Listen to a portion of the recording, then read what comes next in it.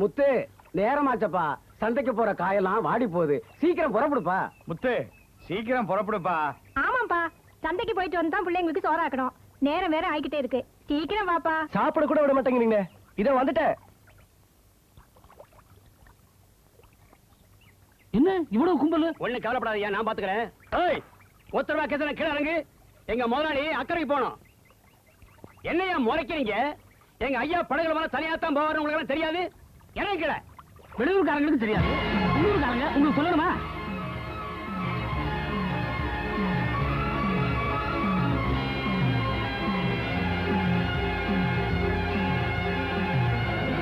ஏங்க நீங்களா எதுக்குறீங்க? உட்காருங்க.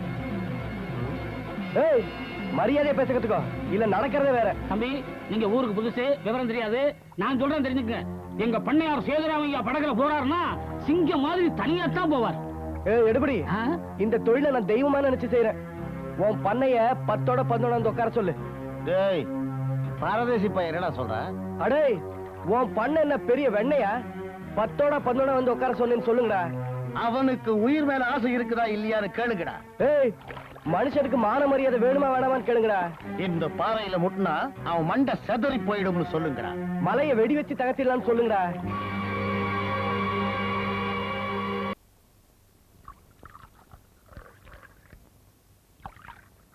என்னடி ஆத்துக்கிட்டே நிக்கிற? சூடா இருக்க மாதிரி தெரியுது.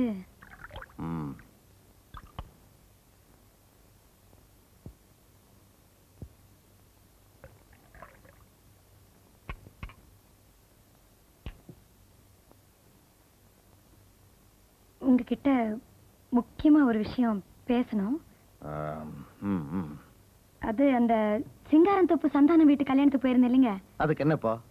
அதுக்கு ஒண்ணும் இல்ல, அந்த பொண்ணுக்கு 16 வயசு தான் ஆயிடுச்சான். வேற பெரிய இடத்துல இருந்தெல்லாம் மாப்பிள வந்துச்சான். ஆனா அது என்னமோ பக்கத்து வீட்டு பையனோட காதல் கீதல்னு கசமுசானு, அதனால அந்த பையனுக்கு பெரிய அந்தஸ்து கூட இல்ல. தகுதி கூட பார்க்காம அந்த பையனுக்கே கட்டி வச்சுட்டாங்களா. எதுக்கு சொல்ல வரேன்னா, சின்ன பொண்ணுங்களுக்கெல்லாம் கல்யாணம் ஆகுது. நம்ம செவந்திக்கு கூட ஒரு... பார்வதி, நிலைமை தெரியாம உளராத. தயவு செஞ்சு நான் சொல்றது கொஞ்சம் பொறுமையா கேளுங்களேன். வளர்ந்து வர கொடிக்கு பக்கத்துல பக்குவமா ஒரு கம்ப நட்டு நாம தான் அதை படர விடணும். ஒரு விதத்துல பொண்ணு பெத்தவங்க கூட தோட்டக்காரங்க மாதிரி தான். காவல் பலமா இருக்கிறப்ப காய்ச்ச மரத்துக்கு அதனுடைய சொந்தக்காரன் கவலைப்பட வேண்டிய அவசியமே இல்லை. அப்படி இல்லைங்க, வயசு பொண்ணு வீட்டுல வச்சிருக்கிறதுங்கிறது ரொம்ப கஷ்டம். கண்ணாடி பாத்திரத்தை கையில வச்சிருக்க மாதிரி தவறிச்சு தேராது. இப்ப உனக்கு அதான் முக்கியம் இல்ல? அப்படி இல்லைங்க, எது முக்கியம் எது முக்கியம் இல்லைன்னு உங்களுக்கு தெரியாதது இல்ல. ஆனாலும் வசதியான மாப்பிளைய கட்டிக்கிறத விட மனசுக்கு பிடிச்ச மாப்பிளைய கட்டிக்கிட்டா உங்க பொண்ணு ரொம்ப சந்தோஷமா இருப்பா. ஒரு பெத்தவங்கிற நிலையில நான் இதை உங்களுக்கு சொல்றேன். உன் கவலை உனக்கு, என் கவலை எனக்கு. உங்களுக்கு என்னங்க கவலை? என் கௌரவத்துக்கும் அந்தஸ்துக்கும் சம்பந்தமே இல்லாத ஒருத்தன் என்கிட்ட மோதிட்டான் பார்வதி. யாருங்க அவன்? அந்த ஓடம் ஓட்டானே, அந்த ஓடக்கார பய.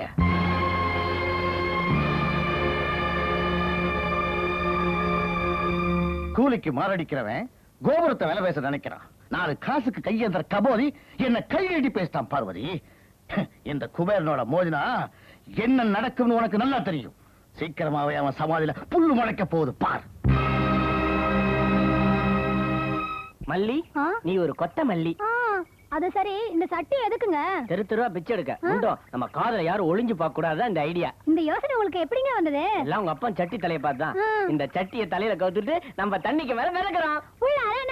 ஐயோ புச்சாலி பொண்ணு, இந்த புச்சாலி தானே உங்க அப்பா கிட்ட இருந்தா உங்க அப்பா என்னைக்கோ முன்னேறிப்பான். அவன் ஒரு கட்டாபாஞ்ச. அப்படியே சட்டி தலையில கவுத்துக்க.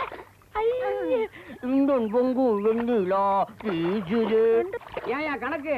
என் மகன் மல்லியாவை கண்டிச்சு போட்டு வீட்டை விட்டே வர்றதுன்னு சொன்னியே, நெசந்தானா? ஆமா, வீட்டை விட்டு வெளியே வர்றதே இல்ல. ஜன்னல் பக்கம் கூட எட்டி பாக்குறது இல்ல. பட்னத்தான் அங்க இருந்து வந்தானே, அவனை பஞ்சாயத்து தலைவர் கண்டிச்சான்னு சொன்னேன்ல. கண்டிச்சாரே, பையன் நடுங்கிச்சான்ல. இல்ல, அங்க பாரு, தண்ணியில மிதக்குதே 2 சட்டி. உன் மண்டை மாதிரியே 2. அது எவனாவது உள்ளாங்கலாம் பிடிக்க விட்டுருப்பாங்க. கண்ணாடியை கழுத்து விட்டு நல்லா உத்து பாரு. தட்டி பாப்போமா? அது வாங்க போறியா? இறங்க தண்ணிக்குள்ள. விடாதயா? விடாத. அடி ஓங்கி அடி.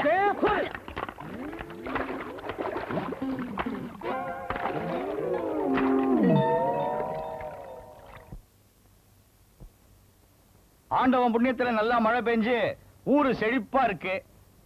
போன வருஷத்தை விட இந்த வருஷம் நல்லா மழை பெஞ்சு புளிய மரமும் மாமரமும் நல்லா சடசடையா காய்ச்சிருக்கு. அதனால நான் இப்ப ஏலம் விட போறேன். போன வருஷம் 50,000க்கு தான் ஏலம் போயிருக்கு.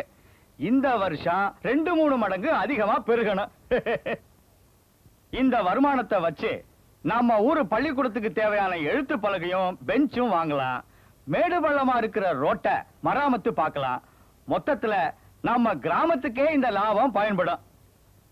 ஏலத்தோட ஆரம்ப தொகை 1000. 2000. ஐயாவோட கேள்வி 2000. பிரம்மாண்டி, என்ன பேச்சையை காணும்? இதுக்கு மேல ஏலத்தொகை உயராது. வழக்கம் போல நானும் மாமனும் போட்டி போட்டு ஏலத்தொகை உயர்த்துவோம் நினைச்சு நீங்களா வந்திருந்தீங்கன்னா ஏமாந்தான் போவீங்க. பரம்பரை பகையை மறந்து நானும் மாமாவும் ஒன்னாயிட்டோம். இனிமே எங்களுக்குள்ள எந்த விதமான பேதமும் இல்ல. என்னங்க முட்டை வர்ற மாடு வண்டி போடுற மாதிரி திடீர்னு? அதுக்கு பேரு தான் விரும்மாண்டித்தனம். பொறுத்திருந்து பாரு. பாத்தீங்களா, விரும்பாண்டி முகத்துல புன்சிரிப்பு. பொண்ணை பெத்த இவனுக்கோ வரப்போகுது கழுத்தறுப்பு. யோ நிறுத்தியா, விரும்மாண்டி கேட்கறதுல ஆயி போச்சு. வழக்கமுறை பண்ணையாருக்கு ஏலத்தை முடிச்சிட வேண்டியதானே? அப்படின்னா ஊர் நன்மை என்ன ஆகுறது? ஏலம் எடுக்கிறது யாரா இருந்தா கொஞ்சமாவது நியாய அநியாயம் பார்க்கணும்ல. ஏதோ ஏலம்னு சொன்னீங்க வந்தேன். இப்ப என்னடானா மடிய பிடிச்சு மாங்காய போட்டு விரட்டி பிடிச்சு வேட்டி எடுத்த கதையால போயிடுச்சு. இது என்ன பொது ஏலம் தானே? சக்தி உள்ளவங்க கேளுங்க. நான் என்ன வேண்டாம் நான் சொல்றேன். என்னையா கணக்கு? அதானே 2000 ஒரு தடவை, 2000 2 தடவை, 2001.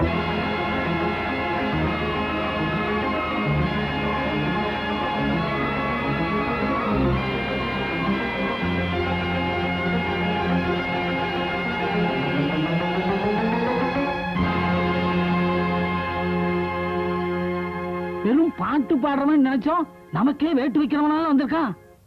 யோ ஏய் ஓடக்காரா, இது வசதி உள்ளவங்க பேசுற இடம். நீ கொஞ்சம் ஒதுங்கி என்ன வேடிக்கை பாரு. ஏலத்தை எடுக்க எல்லாருக்கும் உரிமை இருக்கு. இதுல பெரியவங்க சின்னவங்க என்ன இருக்கு? முத்து, நான் பணத்தை கட்டுறேன். உன் மனசு போல கேளு. பையன் நிச்சயம் மாட்டிக்கு போறோம், விட்டுறாதீங்க. 10,000. 10,001. என்னங்க, இப்ப நடக்கிற ஏலம் புளியந்தோப்புக்கு மட்டும் இல்லைங்க, நம்ம மானத்துக்கு சேர்த்துட்டான். எனக்கு தெரியும். 20,000. 30,001. 40,000. 50,000. 60,000. 70,000. விடாதீங்க, விடாதீங்க, விடாதீங்க, விடாதீங்க. 80,000. 90,000. 1,00,000.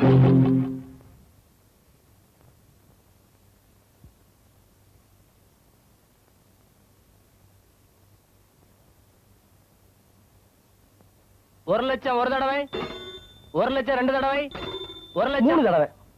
ஐயா ரொம்ப பெரியவங்க, அதனால இந்த ஏலத்தை அவருக்கே விட்டு கொடுத்துறேன். பெரிய மனசு பண்ணி 1,00,000 ரூபாய்க்கு ஏலத்தை எடுத்திருக்காரு.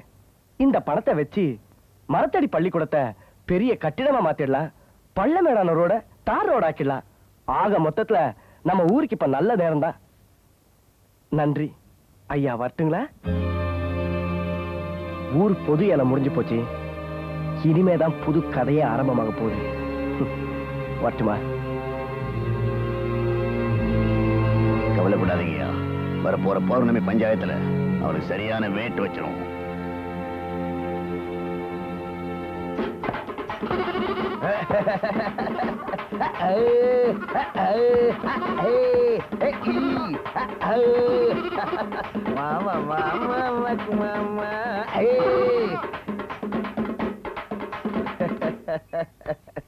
என்னங்க இது ஆட்ட போட்டு அடிக்கிறீங்க? நான் இப்ப சந்தோஷமா இருக்கேன்டா. ஏங்க, சந்தோஷமா இருந்தாலும் ஆட்ட போட்டு அடிக்கிறீங்க, சோகமா இருந்தாலும் ஆட்ட போட்டு அடிக்கிறீங்க. வேணா பாருங்க, அடுத்த ஜென்மத்துல ஆடு கசாப்புக்காரனா பிறந்து உங்களை கைமாவுக்கு கறி பண்ண போகுது. டேய் வெள்ளச்சாமி, ஏலத்துல மாமனுக்கு சாதகமா பேசி ஓடக்காரனை ஒழிக்கலான்னு திட்டம் போட்டேன். ஓடக்காரன் அவனா வந்து மாட்டிக்கிட்டான். என் மாமன் இருக்கானே, அவன் ஒரு அடிப்பட்ட நல்ல பாம்பு, கொத்தாம விடவே மாட்டான். அதுக்கு பேர் தாண்டா விரும்மாண்டித்தனம். நாளைக்கு பௌர்ணமி பஞ்சாயத்து. என் மாமனுக்கு ஓடக்காரன் வந்து காதல் விவகாரம் தெரிய போகுது.